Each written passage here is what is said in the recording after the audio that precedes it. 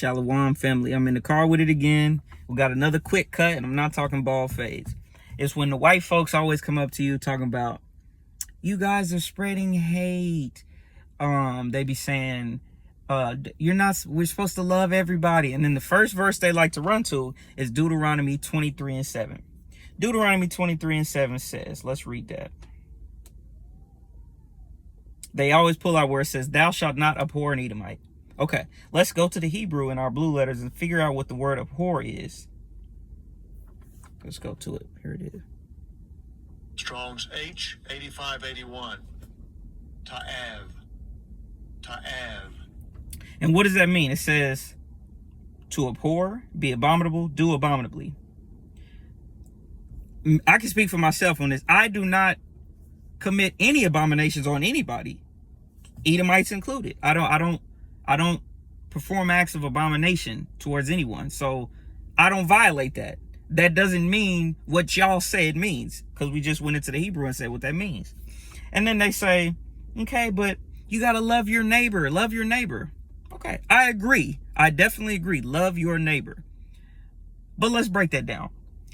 For all you heathens that be in the church house on Sundays, when the pastor says, turn to your neighbor and tell them blah, blah, blah, whoop-de-wop, are they saying to go home, go next door, knock on your door, and tell your neighbor, blah, blah, blah, ABC 1, 2, 3? No.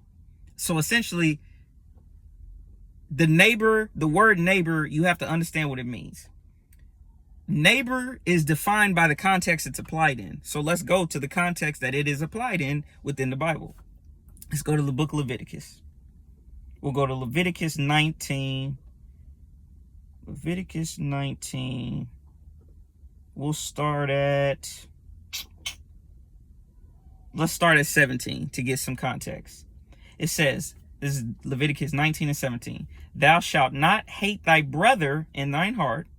Thou shalt in any wise rebuke thy neighbor and not suffer sin upon him. So in this verse, brother and neighbor are used synonymously. Let's go to 18. Thou shalt not avenge nor bear any grudge against the children of thy people, but thou shalt love thy neighbor as thyself. I am the Lord. So brother, neighbor, and children of thy people all mean the same thing. So when the white man says, love your neighbor, that's not referring to you in reference to me. That's referring to my fellow brethren, my fellow Israelite brethren. Those are who my neighbors are. Then they like to say, okay, well, Christ died for everybody. It doesn't matter what your skin color is.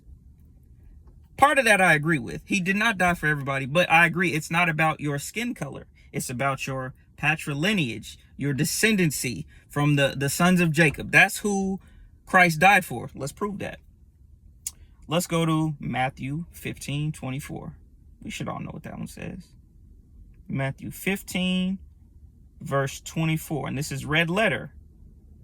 And it reads, but he answered and said, I am not sent but unto the lost sheep of the house of Israel. So no, it's not a skin tone, skin color situation. It's the house of Israel. That's who Christ died for. He did not die for everybody. He did not die for everybody. Out of his own mouth, he said he did not die for everybody. He died for the house of Israel. All right. So what else do they like to say? They like to say, well, let's all live together in peace. Let's not be separated. Let's not divide each other out. That's wrong too, and let's prove that. Let's go to Luke 12 and 51. Luke chapter 12 and verse 51. Once again, this is red letter. This is Christ speaking out of the words of Christ. Suppose ye that I am come to give peace on earth? Question mark. I tell you nay, but rather division. So when the white man comes up to me talking about I'm spewing hate and I'm spewing divisive rhetoric, I say, well, Christ out of his own mouth said he came to bring division. He's not coming here to bring peace on earth. He's coming back as a lion. He's not coming here to bring peace on earth. And once again, it's not for everybody. So when they say, well, Christ loves us all. Christ loves everybody. Don't hate the white man. The Bible totally contradicts that whole thought process and thinking. Matter of fact, let's go to the book of Obadiah and let's see. Let's see. Let's go to Obadiah and we'll skip down to the 18th verse. And it reads, "And the house of Jacob shall be a fire, and the house of Joseph a flame, and the house of Esau," the white man, "for stubble, and they shall kindle in them and devour them, and there shall not be any remaining of the house of Esau, for the Lord hath spoken it." Bingo, God action. Clearly right there, when a white man comes up to you, talk about love everybody, don't be divisive, Christ came for all.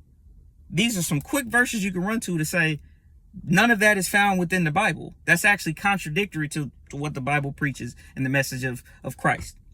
And so with that, we give Kal Halal Yahweh, by Hashem Mashiach Yahweh Shai, Kwam Yesharallah.